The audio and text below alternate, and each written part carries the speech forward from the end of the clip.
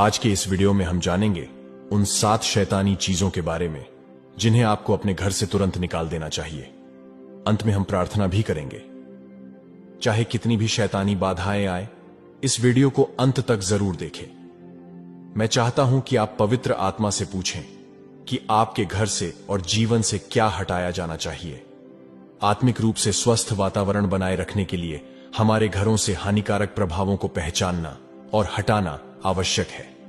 Bible इस बारे में मार्गदर्शन प्रदान करती है कि किस चीज से बचना चाहिए या निष्कासित किया जाना चाहिए।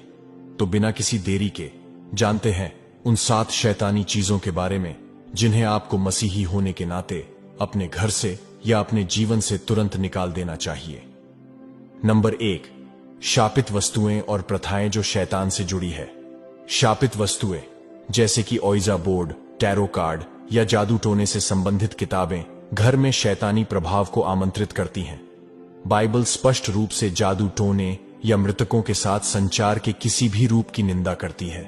इन वस्तुओं के माध्यम से कई लोगों के जीवन में आत्महत्या, मानसिक बीमारियां, डिप्रेशन की आत्माओं ने प्रवेश किया है।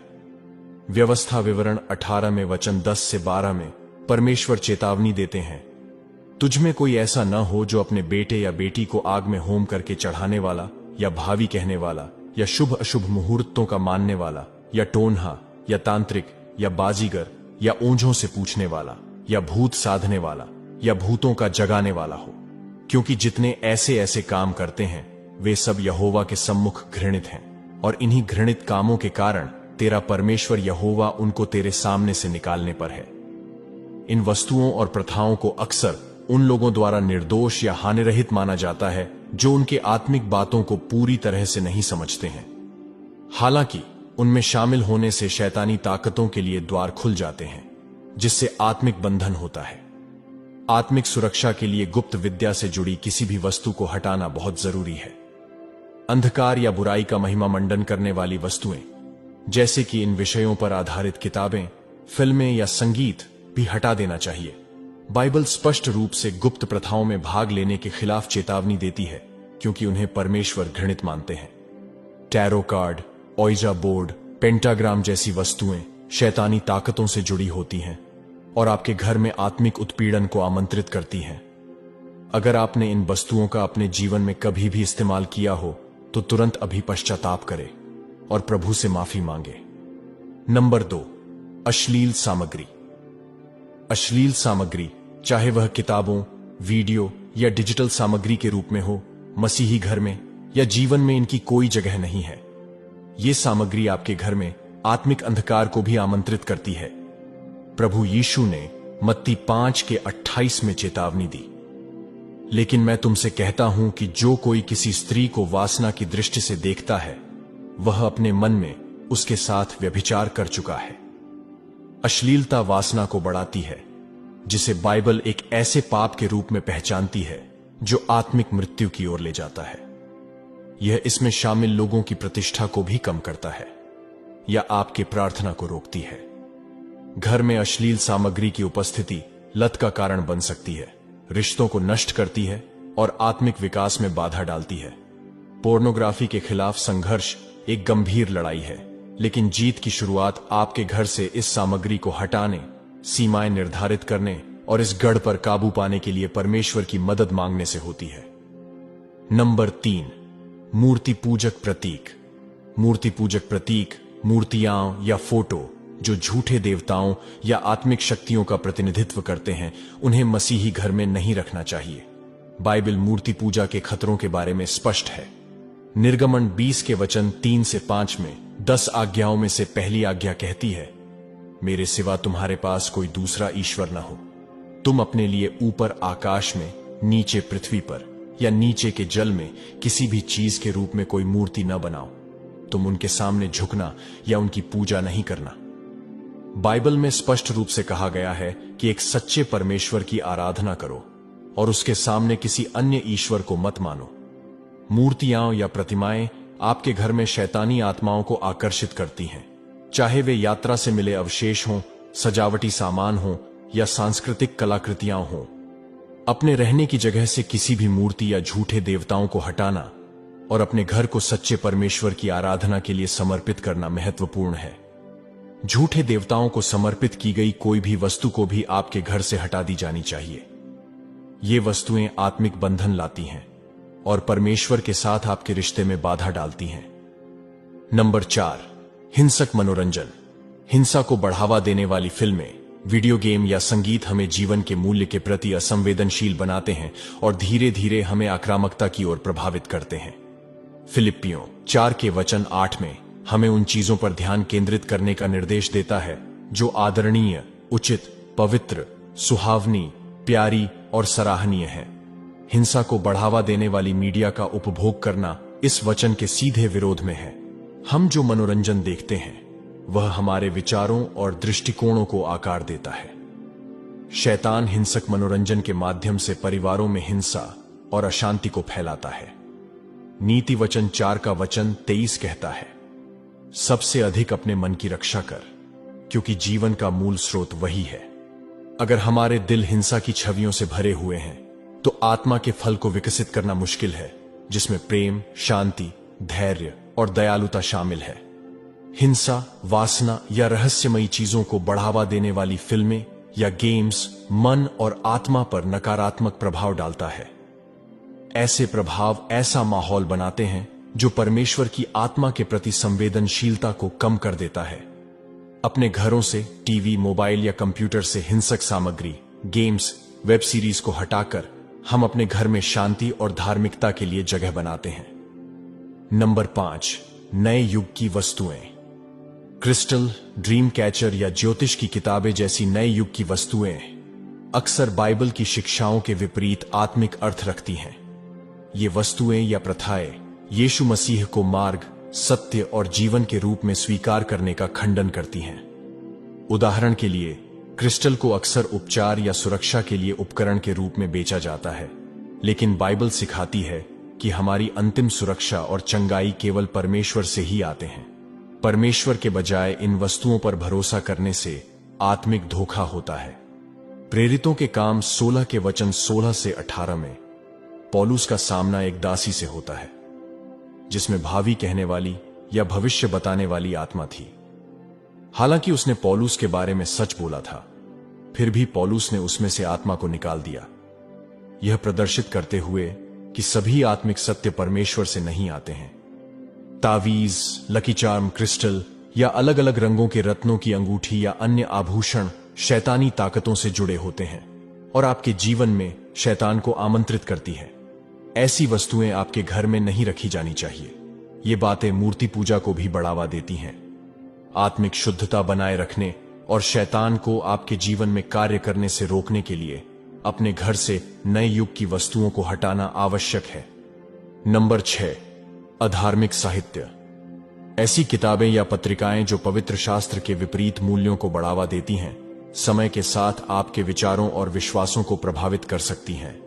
भजन संहिता 1 का वचन 1 और 2 कहता है, क्या ही धन्य है वह पुरुष जो दुष्टों की युक्ति पर नहीं चलता और न पापियों के मार्ग में खड़ा होता और न ठट्ठा करने वालों की मंडली में बैठता है, परंतु वह तो यहोवा की व्यवस्था से प्रसन्न रहता और उसकी व्यवस्था पर रात दिन ध्यान करता रहता है। ऐसी सामग्री पढ़ना जो मसीही मूल्यों का मजाक उड़ाती है या उनका खंडन करती है, धीरे धीरे आपके विश्वास को कमजोर करती है। ऐसी किताबें पाप को बढ़ावा देती हैं या परमेश्वर के अस्तित्व को नकारती हैं। इसके बजाय अपने घर को ऐसे साहित्य से भरें जो आपको विश्वास में ऊपर उठाए, शिक्षित करें और आपको परमेश्वर के करीब लाए। इसका मतलब सिर्फ मसीही किताबें पढ़ना नहीं है, बल्कि इस बारे में समझदारी से सोचना है कि आप क्या पढ़ते हैं और यह सुनिश्चित करना है कि यह बाइबल के सिद्धांतों के अनुरूप हो। अपने घर से अधार्मिक साहित्य को हटाना आपके मन और दिल को झूठी शिक्षाओं से बचाने की दिशा में एक सक्रिय कदम है। नंबर 7, मृत्यु और अंधकार के प्रतीक। मृत्यु या अंधकार को बढ़ावा देने वाली वस्तुएं, जैसे खोपड़ी की सजावट वाली वस्तुएं या कपड़े या फिर टैटू, डरावनी थीम वाली कलाकृतियां या बुराई को बढ़ावा देने वाली कोई भी चीज आपके घर से तुरंत हटा दी जानी चाहिए। अपने आप को या फिर अपने बच्चों को कपड़े खरीदते वक्त सुनिश्चित करें कि उसके ऊपर क्या चित्र है या फिर क्या लिखा है। क्योंकि यह बातें आपके आत्मिक जीवन पर बुरे प्रभाव डाल सकती हैं। शैतानी कलाकृतियां बुरी आत्माओं को आपके जीवन में आकर्षित करती है। बाइबल अक्सर प्रकाश और अंधकार के बीच अंतर बताती है, विश्वासियों से प्रकाश में चलने को कहती है। इफिसियों 5 के 11 और 12 वचन में पौलुस लिखते हैं, जो व्यर्थ के काम लोग अंधकार में करते हैं उनमें आप सम्मिलित न हो, वरन उनकी बुराई प्रकट करें। जो काम वे गुप्त रूप से करते हैं उनकी चर्चा करने में भी लज्जा आती है। मृत्यु या अंधकार का जश्न मनाने वाली सजावट हमें जीवन और मृत्यु की आध्यात्मिक वास्तविकता के प्रति असंवेदनशील बना सकती है। यीशु जीवन देने के लिए आए थे और उनके अनुयायियों के रूप में हमारे घरों में उनके द्वारा लाए गए प्रकाश और जीवन को प्रतिबिंबित करना चाहिए।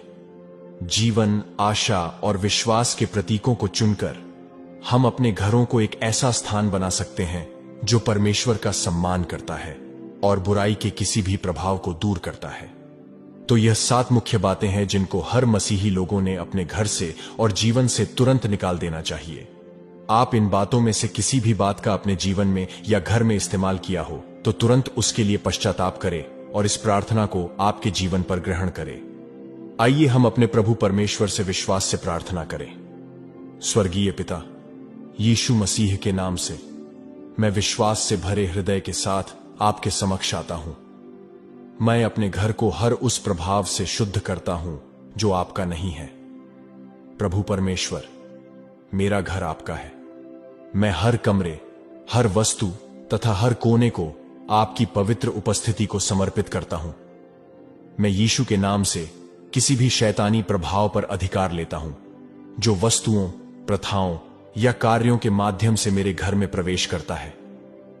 यीशु मसीह के नाम से शैतान, मैं तुझे मेरा घर और मेरा जीवन अभी छोड़ने का आदेश देता हूं।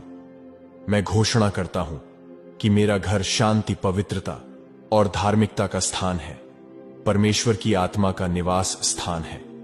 पिता परमेश्वर, मैं जानबूझकर या अनजाने में किसी भी तरह की रहस्यमयी वस्तुओं या प्रथाओं से जुड़े होने का पश्चाताप करता हूं। मैं जादू टोना, भविष्य देखना और अंधविश्वास के हर रूप का त्याग करता हूं। जिस तरह प्रेरितों के काम 19 के 19 में लोगों ने आप पर विश्वास किया और अपनी जादू टोना की किताबें जला दी थीं, उसी तरह मैं अपने घर में मौजूद हर उस चीज को हटाने और नष्ट करता हूं जो रहस्यमयी चीजों से जुड़ी है। मैं घोषणा करता हूं कि यीशु का लहू हर अभिशाप को तोड़ता है और अंधकार के साम्राज्य के साथ किए गए किसी भी समझौते को रद्द कर देता है। मेरा घर और जीवन सर्वशक्तिमान परमेश्वर की सुरक्षा में है और इनके खिलाफ बनाया गया कोई भी हथियार सफल नहीं होगा। मैं अपने घर में मूर्ति पूजा के सभी रूपों को अस्वीकार करता हूं और त्यागता हूं। मैं हर मूर्ति को तोड़ता हूं, चाहे वह भौतिक हो या आत्मिक, जो खुद को परमेश्वर के ज्ञान से ऊपर उठाने की कोशिश करती है। मैं घोषणा करता हूं कि यीशु मसीह इस घराने का प्रभु है और यहां किसी अन्य देवता की पूजा नहीं की जाएगी। मैं मूर्ति पूजा की हर आत्मा को निकाल देता हूं और उसके स्थान पर एकमात्र सच्चे परमेश्वर को, प्रभु यीशु मसीह को आमंत्रित करता हूं। यीशु के नाम से मैं उन सभी वस्तुओं से जुड़े हर अभिशाप को तोड़ता हूं जिनका उपयोग पापपूर्ण या शैतानी वेदियों पर किया गया है। मैं अपने घर को ऐसी किसी भी चीज से साफ करता हूं जो आत्मिक अभिशाप लाती है, चाहे वह जानबूझकर या अनजाने में लाई गई हो। मैं घोषणा करता हूं कि मेरा घर आशीर्वाद का स्थान है और किसी भी तरह की अशुद्धता से मुक्त है। मैं घोषणा करता हूं कि हर अभिशाप टूट गया है, हर जंजीर टूट गई है और हर अंधकारमय प्रभाव को यीशु मसीह के नाम से निकाल दिया गया है। मैं पोर्नोग्राफी, वासना और अशुद्धता के सभी कामों को अस्वीकार करता हूं और त्यागता हूं।